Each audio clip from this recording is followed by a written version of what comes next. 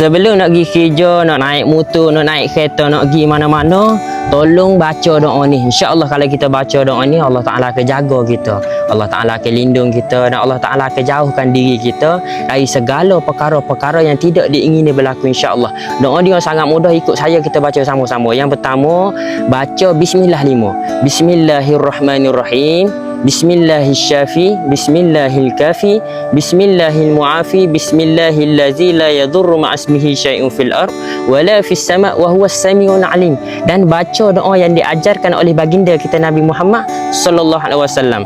Bismillahi tawakkaltu 'ala Allah. La haula wa la quwwata illa billahil aliyil azim. Dan selit sikit dengan zikir ni. A'udzu bikalimatillahi tammati min syarri ma khalaq. Baca sebanyak 3 kali, insya-Allah. Amalkan doa ni setiap kali kita nak pergi mana-mana, kau naik kereta, kau naik motor kau, amalkan doa ni, insya-Allah.